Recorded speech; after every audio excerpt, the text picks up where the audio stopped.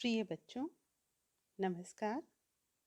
मैं डॉक्टर मधु सांखला, सह आचार्य हिंदी, राजकीय मीरा कन्या महाविद्यालय उदयपुर। आप सभी का स्वागत है। बच्चों, द्वितीय प्रश्न पत्र के अंतर्गत कथा भारती पुस्तक में आज हम यशपाल द्वारा रचित कहानी पराया सुख का अध्ययन करेंगे। बच्चों, यह कहानी तीसरी इकाई से ली गई है। कहानी को पढ़ने से पूर्व हम कथा के लेखक यशपाल के जीवन परिचय को जानेंगे और उनके व्यक्तित्व और कृतित्व को समझेंगे। कहानीकार यशपाल को हिंदी साहित्य के प्रगतिवाद के स्तंभ के रूप में जाना जाता है। यशपाल को प्रेमचंद का उत्तराधिकारी समाजवादी लेखक भी माना जाता है। प्रेमचंद ने अपने कथा साहित्य में समाजवादी विचारधारा का चित्रण किया था। यशपाल ने उसी समाजवादी विचारधारा पर साम्यवाद का गहरा रंग चढ़ाकर उसे अपनी कथा साहित्य में विकसित किया था। यशपाल कला के लिए सिद्धांत के घोर विरोधी और साहित्य का समाज तथा जीवन में घनिष्ठ और अटूट संबंध मानने वाले विचारक हैं। उन्होंने अपने उपन्यासों, कहानियों द्वारा, निबंधों द्वारा अपनी इसी उग्र समाजवादी विचारधारा का अंकन करते हुए उसका प्रचार किया था। एक कथाकार के रूप में यशपाल हिंदी कथा साहित्य के अग्रणी कलाकारों में अपना महत्वपूर्ण स्थान रखते हैं। यशपाल का जन्म दिसंबर 1903 में फिरोजपुर छावनी के एक खत्री परिवार में हुआ था। उनके पिता हीरालाल और माता प्रेमा देवी आर्य समाजी थे। पंजाब के क्रांतिकारी नेता लाला लाजपत राय से उनका संपर्क हुआ तो वे बड़े होकर स्वाधीनता आंदोलन से जुड़े। भगत सिंह से यशपाल की घनिष्ठता थी। उन्होंने लाहौर के नेशनल कॉलेज से बीए किया तथा नाटककार उदय शंकर से उन्हें लेखन की प्रेरणा मिली। देशभक्त क्रांतिकारी चंद्रशेखर आजाद, सुखदेव से प्रेरित होकर उन्होंने क्रांतिकारी गतिविधियों में भाग लिया। वे जेल भी गए और वहां बरेली जेल में प्रकाशवती से विवाह किया। वे एक सफल कहानीकार, निबंधकार, नाटककार रहे हैं। यशपाल मार्क्सवादी विचारधारा से प्रेरित रहे हैं, अतः उनकी रचनाओं पर मार्क्सवाद का प्रभाव है। वे एक यथार्थवादी रचनाकार रहे हैं। वे सामाजिक रूढ़ियों, पुरातन पंथी विचारों के घोर विरोधी रहे हैं। वे प्रगतिशील विचारक थे, अतः उनका व्यक्तित्व छलकता है। वे एक निर्भीक वक्ता, स्पष्टवादी और राष्ट्रवादी लेखक थे। अंग्रेजों के विरुद्ध आंदोलन करते हुए अनेक बार जेल गए। क्रांतिकारी दल से जुड़े रहने के कारण उनमें थोड़ी उग्रता देखी जाती है। यशपाल भारतीयता के साथ साथ पाश्चात्य विचारधारा से भी प्रभावित रहे हैं। पश्चिम के खुलेपन से और व्यक्ति स्वतंत्रता से भी उनका लगाव रहा है। उन्होंने धर्म की रूढ़िवादिता, अंधविश्वास, सामाजिक कुरीतियों का सतत विरोध किया है, पर समाज के नीचे दर्जे के लोग और मध्यम वर्गीय लोगों के प्रति उनकी पूर्ण सहानुभूति रही है, इसलिए उनका समग्र लेखन आम इंसान से जुड़ा हुआ है। यशपाल एक समर्थ लेखक रहे हैं। 1940 से 1976 तक उनके 16 कहानी संग्रह प्रकाशित हुए, जिनमें कुल 206 कहानियां संग्रहित हैं। आपने 3 एकांकी, 10 निबंध संग्रह, 3 संस्मरण पुस्तकें तथा 8 बड़े और 3 लघु उपन्यास लिखे, जो प्रकाशित हो चुके हैं। सिंहावलोकन नाम से आपने अपनी आत्मकथा लिखी। आपने विप्लव नामक पत्रिका का संपादन भी किया। यशपाल की प्रमुख रचनाओं पर हम नज़र डालें तो उनके कहानी संग्रह हैं तर्क का तूफान, भस्मावृत, धर्मयुद्ध, ज्ञानदास, फूलों का कुर्ता, पिंजरे की उड़ान, तुमने क्यों कहा मैं सुंदर हूँ, चिंगारी आदि। उनके प्रमुख उपन्यास हैं दादा कामरेड, देशद्रोही, पार्टी कामरेड, अमिता, मनुष्य के रूप, झूठा सच, 12 घंटे, दिव्या आदि। निबंध संग्रह हैं चक्कर, क्लब, न्याय का संघर्ष, बात बात में, पत्र पत्रिका के दर्जनों लेख। यात्रा संस्मरण में उनके हैं राह बीती, लोहे की दीवारों के दोनों ओर आदि। कुछ अनुदित रचनाएं भी मिलती हैं, जिनमें जनानी, ड्योडी, पक्का कदम जैसे उपन्यास हैं। यशपाल ने अपनी कथा साहित्य में सामाजिक यथार्थ का चित्रण किया है। उन्होंने मिथ्या नैतिक आदर्शों पर तीव्र कटाक्ष किया है।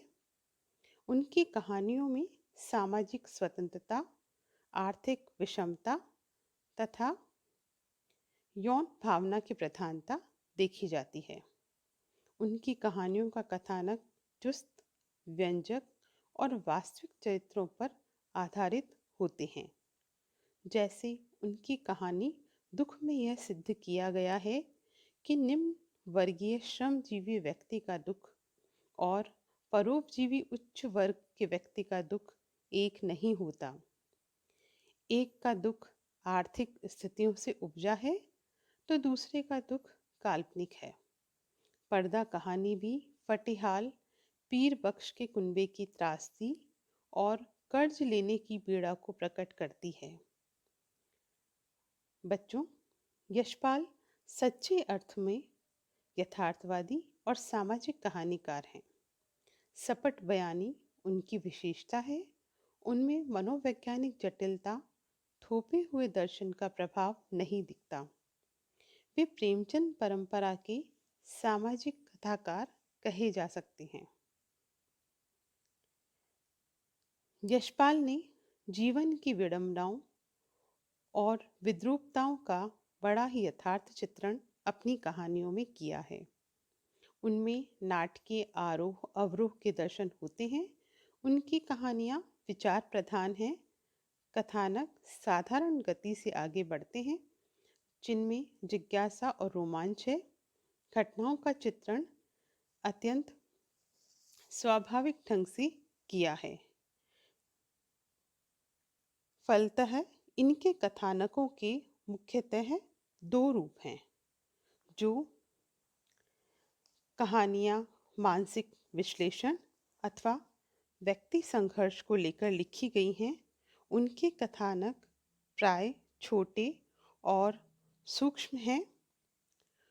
उनके निर्माण में जीवन के उस पक्ष से संबंधित 2-1 घटनाएं हैं अथवा कार्य संकेत हैं, जैसे काला आदमी, आदमी का बच्चा और रोटी का मोल आदि।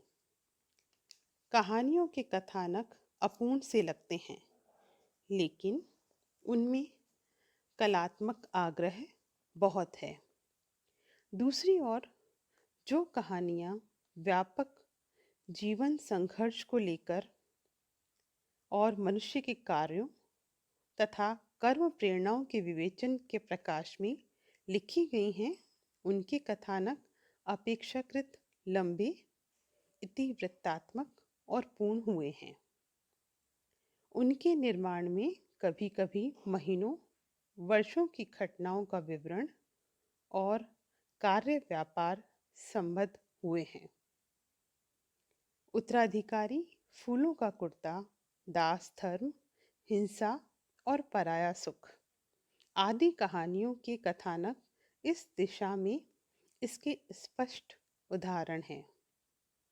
व्यापक दृष्टि से यशपाल में कथा विधान की विविधता और प्रयोग का आग्रह नहीं है। समस्त कथानक सीधे, स्पष्ट और लक्ष्यात्मक हैं। यशपाल की समस्त कहानियों में चरित्र अवतारणा मुख्यतः आर्थिक संघर्ष और वर्ग चेतना के धरातल से हुई है। लेकिन इस दिशा में यशपाल का दृष्टिकोण इतना व्यापक है कि इन्होंने इतिहास, पुराण, समाज और कल्पना जगत से चरित्रों को लिया है। परंतु इस व्यापकता में यशपाल के चरित्रों की दो मान्यताएं सर्वत्र व्याप्त हैं। इनके चरित्र सर्वथा सर्वसाधारण, यथार्थ एवं मानव संघर्षों के प्रतीक होते हैं। इसका सबसे बड़ा कारण यही है कि इन्होंने अपनी कहानियों में अधिक से अधिक वर्गों, जातियों, उम्रों और स्थितियों के चरित्रों को लिया है। चरित्र चित्रण और व्यक्तित्व प्रतिष्ठा इनके चरित्रों में प्राय सर्वत्र हुई है। इनके चरित्रों के व्यक्तित्व में संघर्ष और विद्रोह दोनों पक्ष विशिष्ट हैं। इन पक्षों से इन्होंने यथार्थवादी चरित्रों की अवतारणा करनी चाहिए। अतः यशपाल के चरित्र विधानों में जैनेन्द्र, अज्ञेय, सरीखे एक भी आदर्श चरित्र नहीं है। यद्यपि उनके चरित्र प्राय संघर्ष और विद्रोह के धरातल से निर्मित हुए हैं। शिल्प प्रयोग की दृष्टि से यशपाल में इसका आग्रह बहुत ही कम है। यही कारण है कि इनमें शैलीगत विविधता और व्यापकता नहीं है। कहानियों की रचना शैली में कथा वर्णन, कथोपकथन और चरित्र चित्रण मुख्यतः यही तीन तत्व हैं। लेकिन इन तीनों तत्वों के कलात्मक तादात्म्य में यशपाल सफल हैं। संपूर्ण कहानी अपने आरंभ, विकास और अंत में इतनी कलात्मकता से गुथी रहती है कि इन भागों को एक दूसरे से अलग करना कठिन हो जाता है। अतः इनकी कहानियों के गठन में प्रभाव की तीव्रता अधिक होती है।